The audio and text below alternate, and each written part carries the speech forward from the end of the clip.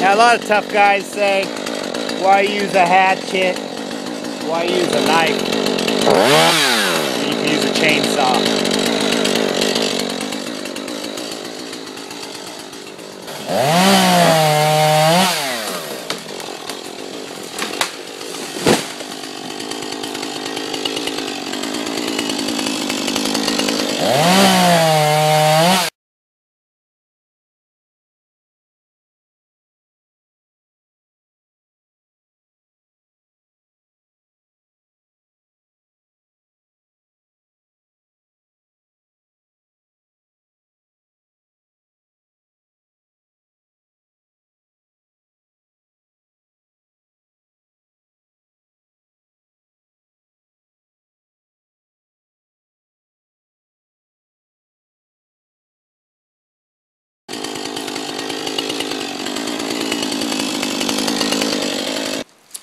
Alright folks, you gotta excuse the outfit. I am working in the yard today, but I thought what I would do today is cook some sweet potatoes in the fire.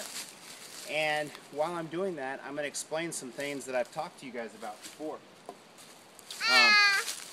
I have my little girl here, she's having a good time. Basically what I get a lot of, especially with my Gerber video, is that people don't understand what the reason for batoning is. Alright? Batoning is where you split a piece of wood or material or whatever in order for it to burn better. I live in the East Coast, over here in Virginia and Maryland and North Carolina. A lot of the stuff is really wet. You have a lot of stuff that has a moisture to it that doesn't burn very well. So what I'm going to get to, and we're just going to fly right on into this, is what I get a lot is, well, you're not going to find logs that are cut perfectly that you can baton anyway. Well, you can carry a pocket saw, or even better yet, in my area that I cook in, I use 2 trees that are leaning together to snap wood, and then at that point I will baton the wood to split it right quick. I like a small hatchet the best for splitting smaller wood. I find it's more controllable, but when it comes to backpacking or you're hiking with your family, a small survival knife is adequate, and it's not abuse. It's a solid piece of metal. It's not going to damage it, and it does it very effectively and very safely. Batoning wood with a knife is very, very safe. The cutting implement is secured in your hand, and your body is nowhere near the cutting implement. Especially for less experienced people like myself, when it comes to hatchet work, it can be a lot more dangerous using a small hatchet because you're swinging an item and all that stuff. A lot of people disagree with me on that, but I'm going to say that I'm a lot more comfortable batoning than I am with a small hatchet. So I'm going to show you guys what I would do if I was going to start a fire. So a lot of times you can grab yourself a piece of wood. Now this is just a piece of wood that I grabbed just locally here, and as you can see, it does have a wetness to it. Now we got rain a week ago, and typically back east you'll get a rain maybe every month. You're always going to have that wetness to it. And logs like this don't really burn very well unless you split them. If you split them, it shows the edge off, and it catches fire very effectively. Now a small branch like this you could break with your legs, snap it over your knee, whatever. It's very small, but this is for demonstration purposes only. And I want you guys to watch how I do it with a 2-tree system. And you can do this with logs anywhere from 4 to 5 inches in diameter.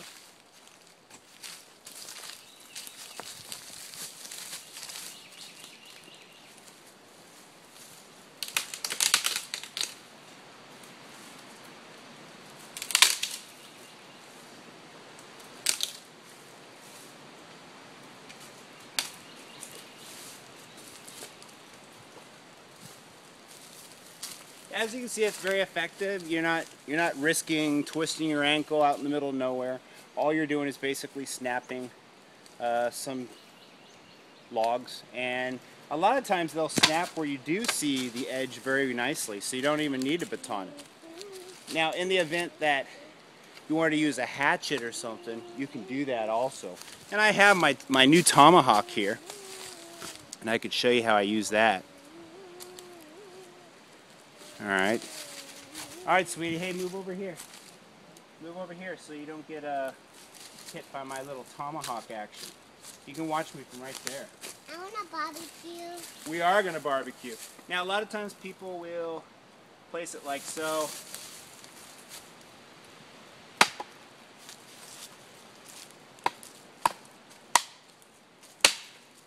And you can snap it like that. And this is to get some small kindling going. And it works it's very effective. Especially for showing off red ants. You want to be careful. Can't get bit. Something a little bit tougher to do would be, this is the fat wood that I harvested. And this is the difference between fat wood. Look how thick, look how hard this is to cut. I mean, this is...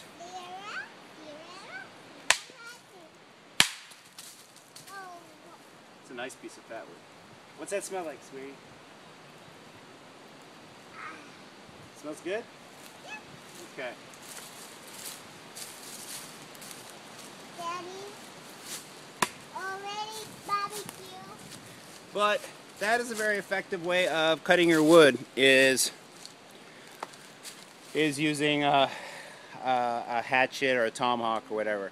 I like this tomahawk. I just picked it up actually. It's the cold steel tomahawk.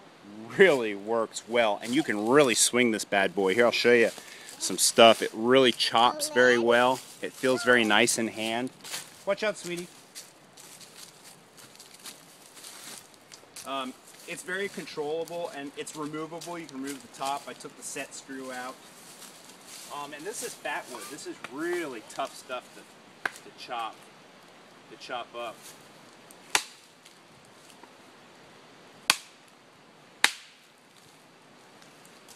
Real tough. It just smells of wonderful stuff. Why don't you get that smell?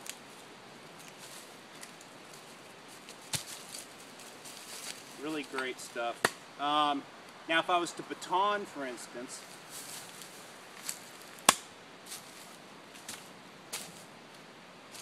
this is a piece of a beech tree.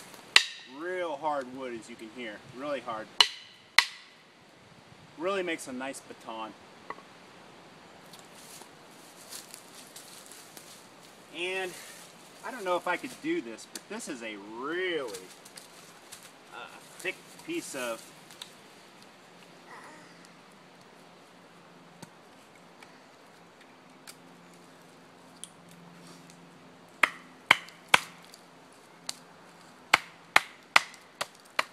this is just to get, see this? This would be really nice to start your fire with.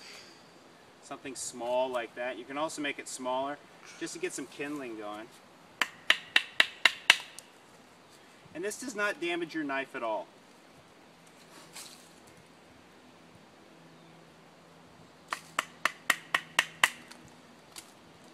Let's save that. And there's some really nice fat wood that you can use. You can also baton on the logs that you split if you wish. If you do not have an axe, you can do it just as easily with a survival knife. And like I said, this does not hurt your knife. And this is some really dry inner wood. This will burn very nicely. As you can see though, the outer is very wet, but the inner is very dry. It makes for some really nice wood. Let's baton off a few more pieces.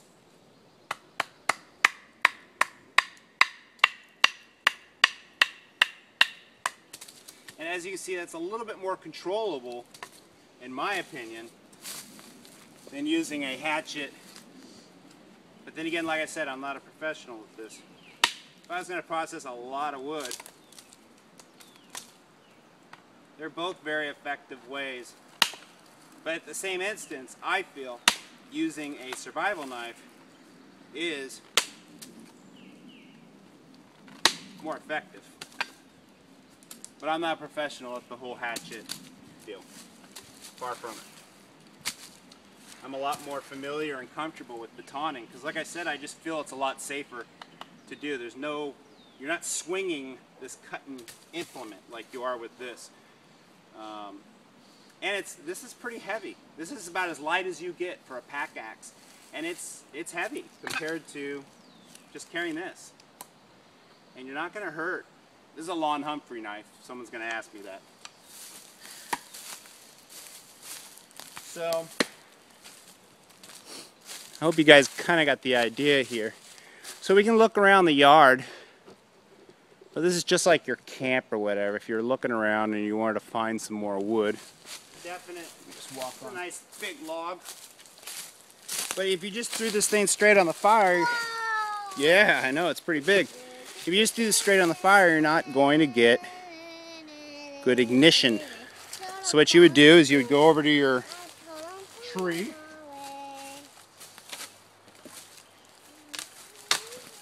You just break it. And I weigh 200 plus. This isn't very difficult to do. It's called leverage. Well,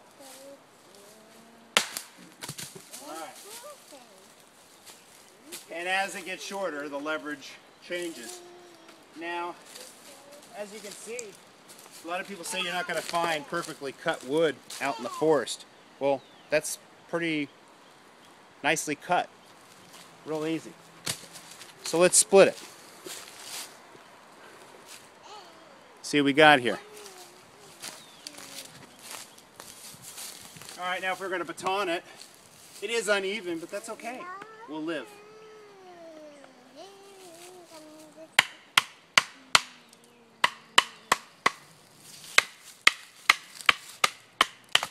Real easy to do. Very nice, beautiful wood. Now all this wet wood on the outside, and if you got to turn it up to hear my voice, I'm sorry. I don't have my microphone on today. But you can see how wet this is and how beautifully dry, and these edges will just start on fire very quickly. You're going to have yourself a really nice fire. Oh, watch out, sweetie. Now see, this is an example that now I'm going to be swinging a hatchet, and I got to ask my girl to stand back. With the batoning method, I feel a lot more comfortable that I have that knife under control.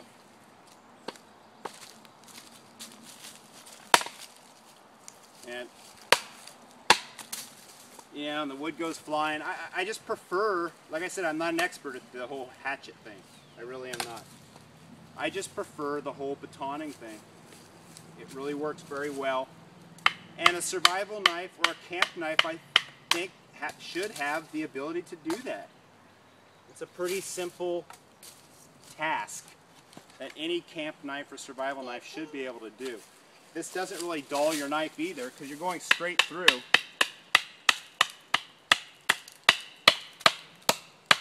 Now, every once in a while you'll get a nice big knot.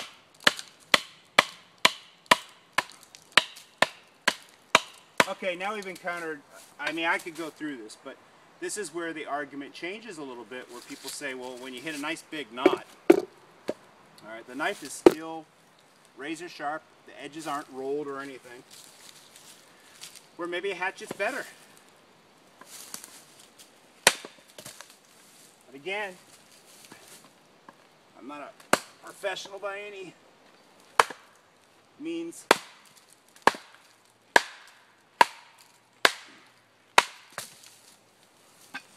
Look at that beautiful inner wood. Nice and dark, the heart of the wood showing. That's really going to burn nicely.